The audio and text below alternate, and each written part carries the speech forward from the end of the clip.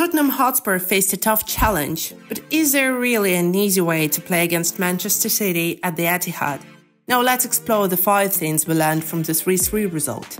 The most important thing is that Tottenham avoided a 4th consecutive Premier League defeat, not because it would have impacted the long-term project, but because it completely shifted the headline for Spurs this week. They have transformed from consistent losers with doubts about Postecoglou to a courageous Tottenham playing City on their terms and earning a point. This is a significant boost for morale. Dejan Kulusevski has scored 3 goals in 3 games at the Etihad, making it his favourite away ground in the Premier League. That's quite an achievement. We were really impressed by his tenacious work in the first half, playing in the number 10 role against Rodri. In the second half, on the right, he had plenty of space to run into. Sometimes the fans would like to see Zidane from a year ago, taking players out wide with his right foot as often as cutting in. However, there is no denying his work rate or his ability to score against Man City. After bagging the equaliser in the dying moments of the game against Manchester City, Kulusevski has spoken of his pride at the way his Tottenham Hotspur side played. He said, "It was an unbelievable second half from us, and I'm proud of the guys.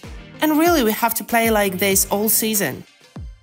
Despite all the talk leading up to the game about Postecoglou being unable to play his style of football against Man City due to numerous absent players, he once again demonstrated that you don't have to succumb to the big teams. Even if Spurs had lost, we believe people are overlooking the main point. With Ange, it's not about short-term outcomes. Whether they win, lose or draw, the focus is on creating a new culture and a fresh playing style at the club. You don't overhaul everything just because someone is injured. Instead, you teach every squad member to play the same way and grow together. It's a gradual process, and the indications for the long term are very encouraging.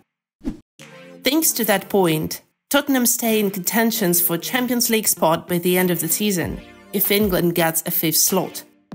They are 1 point ahead of Newcastle and only 2 behind Aston Villa in 4th. More crucially, they have proven once again that they can compete with the top teams. After the return of injured players, the team will be stable and deliver consistent results. In theory, Tottenham's trouble should ease a bit in the next game. Cristiano Romero's suspension is now over, and Richarlison came off the bench for Spurs. It's not a huge relief considering the long list of absent players, but it does take some pressure off the starting 11. We would also assume that Romero and Davies will now be the regular centre-back pairing for the foreseeable future.